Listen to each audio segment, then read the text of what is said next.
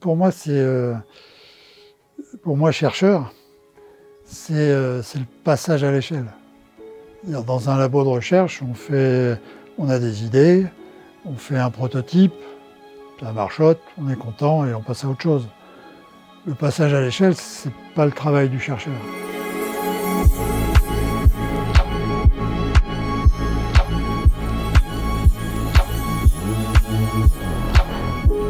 J'ai proposé en 1996 de créer un centre européen de réalité virtuelle.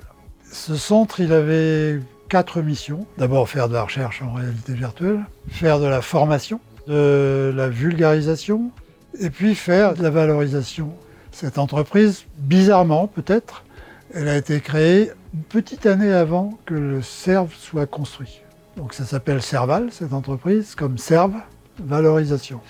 Voilà, et donc c'est comme ça qu'on a créé Serval. Tous les doctorants qui sortaient du CERV, il fallait leur trouver un métier après, un point de chute. Et on était quelques-uns à voir que l'idée de créer une société pour pouvoir y travailler, y faire carrière, c'était quelque chose qui nous plaisait beaucoup. Alors peut-être revenir quand même sur l'introduction de Christian Charles, qui à l'époque avait donc senti la nécessité de créer ce qu'on appelle une spin-off du CERV et de l'ENIB, avec Jacques qui était directeur technique. Et puis finalement, il y a eu une création de société avec 4 actionnaires, Jean-François Graal, Jacques Tissot, Christian Charles et moi-même. Donc on a appelé après les actionnaires historiques. J'ai eu l'opportunité, je crois que c'était dans les années 2005, si je ne dis pas de bêtises, de rejoindre le groupe d'actionnaires de Serval, qui se constituait à l'époque, et d'en devenir d'ailleurs même pendant quelques années le gérant, et d'aider à la naissance de cette société. Ce qu'on recherchait avec Serval était de partir de domaines d'expertise, de domaines scientifiques, de domaines technologiques mis au point au sein du milieu universitaire et d'en faire une activité industrielle. On est quelques actionnaires à mettre un peu d'argent pour que la société démarre. Et puis au bout d'un moment, on a vu que la société fonctionnait bien, que ça attirait des jeunes, qu'il y avait beaucoup de gens qui s'y trouvaient bien.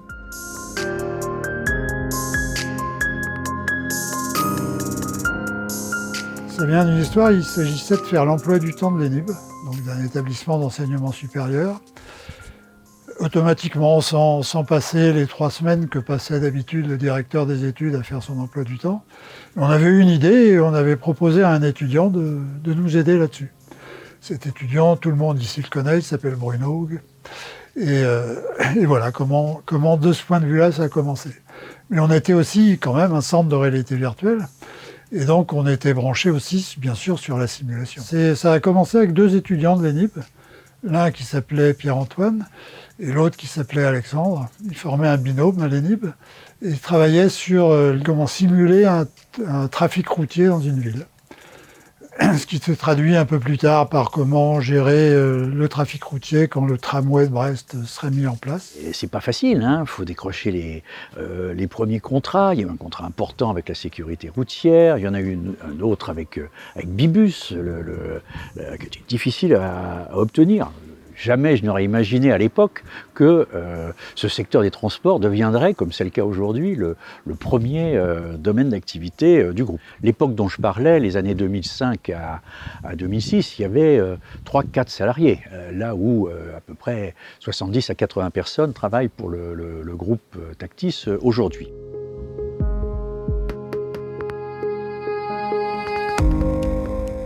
Alors pourquoi Tactis? C'est qu'à partir du moment où Serval s'était développé, arrivait l'opportunité d'investir dans des activités connexes. Alors ça pouvait être le secteur médical avec Imedis, ça a été Léo Veridis, ça a été Spatiality. On s'est aperçu qu'on voulait protéger Serval. C'est-à-dire que Serval, c'est le cœur de ce qu'on développe.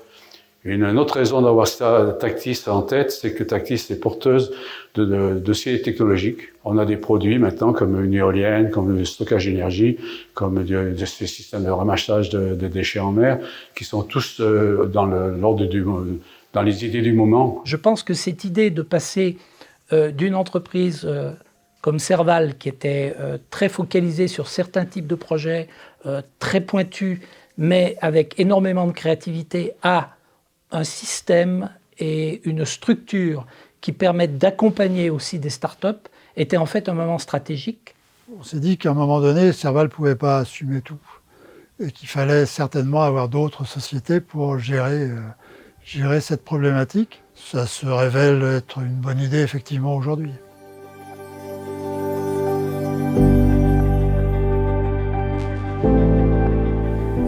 Je suis engagé avec Tactis au niveau du conseil et du conseil d'administration. Bon, là, on rentre dans les choses très très spécifiques, hein, mais je dirais que le rôle d'un groupe, c'est à la fois de susciter la création, de pousser, de les capitaliser, et puis de contrôler aussi. Hein. Je me suis retrouvé à prendre la présidence en respectant le souhait de tous les actionnaires dont je faisais partie, de créer une société à visage humain qui en fait, responsabilise les gens qui travaillent. Cette philosophie s'est développée avec création très rapidement de l'intéressement, création d'une équité entre toutes les personnes qui travaillent dans la société.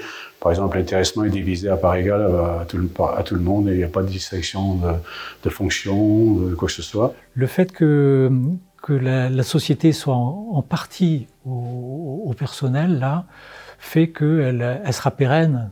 Elle pourra pas être rachetée par un grand groupe qui changerait toute la philosophie de l'entreprise. Moi, je suis assez tranquille maintenant avec ça. Ok, il y a l'argent, il faut vivre avec, il faut que les gens vivent. Ok, il y a des tas de problèmes qui se posent, mais sans un état d'esprit, ça ne m'intéresse pas. Ce qui m'intéresse, c'était surtout de faire rimer, convivialité, solidarité, de faire rimer passion avec l'innovation, et de garder toujours cette dimension humaine dans la réalisation de projets, quels qu'ils soient. On a voulu se développer sur nos propres moyens. Ce qu'on a fait, donc la croissance a été relativement lente au début, et elle s'est quand même accélérée. Et la force de notre société, c'est que chaque fois qu'il y a eu des crises, c'est là qu'on a fait peut-être les plus grosses progressions en termes de chiffre d'affaires. Je ne sais pas si c'était le cas pour 2008, ça a été le cas pendant la période Covid. Donc peut-être que cet esprit qu'on a réussi, je pense, jusqu'à présent, à créer entre tous les employés, toutes les personnes actives, peut-être ça a été utile pour obtenir ce résultat.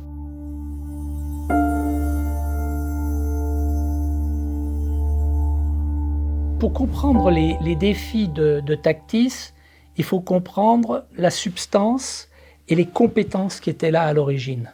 Des gens extrêmement motivés, des gens très scientifiques, mathématiques, et à partir de là, on a vu un foisonnement de différents types de projets, dans différents types de métiers qui avaient besoin de modèles mathématiques très compliqués.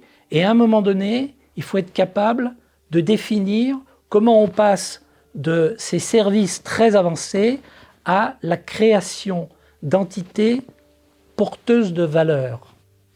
Alors pour cela, il ne faut surtout pas abandonner les valeurs fondamentales de l'entreprise, mais en même temps, il faut de plus en plus comprendre la problématique des clients. Ça a été aussi la restructuration, enfin, compléter la structuration de Tactis Serval en nommant un directeur général adjoint, en nommant des adjoints au directeur opérationnel, en créant une structure commerciale et en développant aussi une structure qui est très importante pour nous, de recherche et développement. Bon, je sais bien que l'intelligence artificielle, on ne parle que de ça, mais nous, on veut faire de la vraie intelligence artificielle, c'est l'intelligence qui est artificielle, qui est réelle, qui n'apporte pas de biais et qui va enrichir, par exemple, nos programmes, leur donner plus de capacités. Autre défi, il est encore un peu devant nous, mais on va dans ce sens. faire ce qui est important pour une société qui est dans l'informatique, dans les ressources récurrentes, c'est-à-dire avoir des revenus de maintenance des contrats que l'on livre, qui fassent une part très significative du chiffre d'affaires. Je peux imaginer qu'à partir de là, et vu le succès qu'on a déjà vu à travers les premières entreprises qui ont été développées, que Tactis puisse être à la fois, lorsqu'on se projette à 5 ans, à 10 ans, une entreprise qui continue d'être très robuste, très forte dans l'exigence scientifique, mathématique qui est requise pour faire le type de projet que Tactis doit faire. Et Serval, évidemment. Hein. Mais en même temps, qu'on soit capable peut-être de devenir un développeur de ces startups, un développeur d'idées qui peut-être, à un moment donné, ces idées-là pourraient être même plus grandes que Serval ou que Tactis elle-même. D'abord, il ne faut pas rater le tournant de l'IA. Mais avant même que ça arrive dans les logiciels des clients, il faut que ça commence par les habitudes en interne. Et aujourd'hui, il y a des outils qui existent, qui sont excellents, pour aider les développeurs. Pour l'essayer moi-même encore aujourd'hui, dans mon coin bien sûr, je peux certifier que si on utilise bien ces outils, on gagne un temps absolument extraordinaire.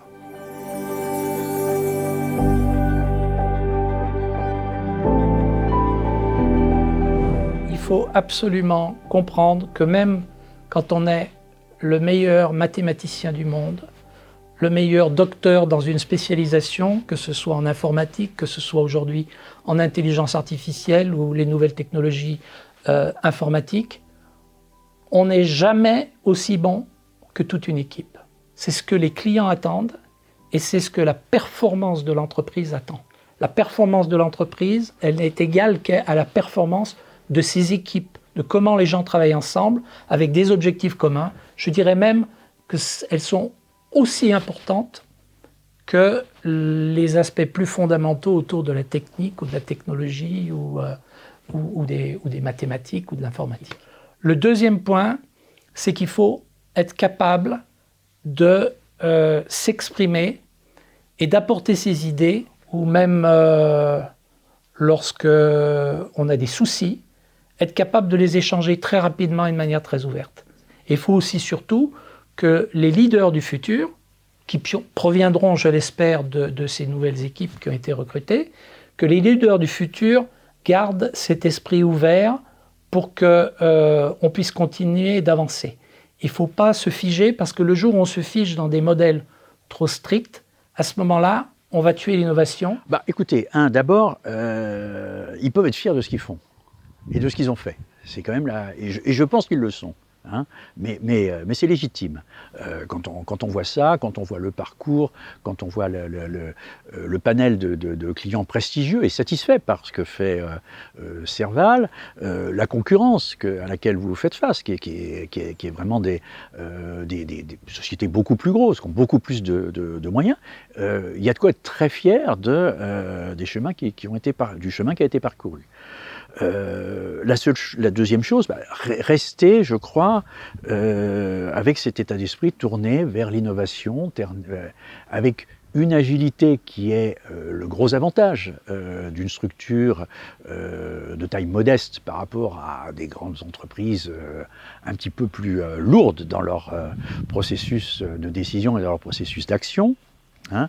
Et puis, je dirais je crois que c'est largement le cas, mais il faut garder ça, un peu un sentiment d'appartenance à la société. C'était une décision des conseils d'administration, des actionnaires, de faire en sorte que le management et puis même l'ensemble des salariés soient intéressés au capital de l'entreprise. C'est vraiment avec l'idée, c'est votre société.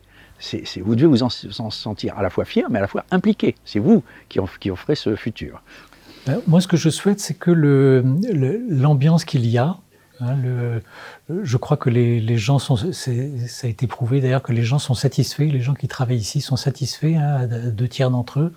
Moi, ce que je souhaite, c'est que les gens qui, dans le futur, entreront dans la société, puissent s'intégrer, c'est-à-dire vivre dans une communauté qui vit déjà harmonieusement. Moi, je crois qu'il y a une harmonie ici.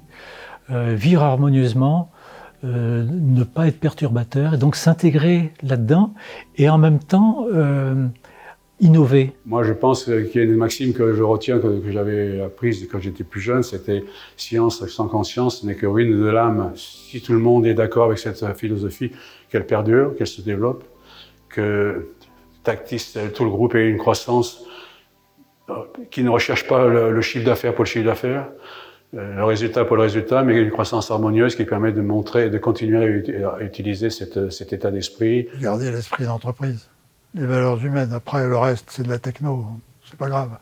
Mais vraiment garder cet esprit de convivialité et de bien-être, être bien dans son entreprise, c'est l'essentiel.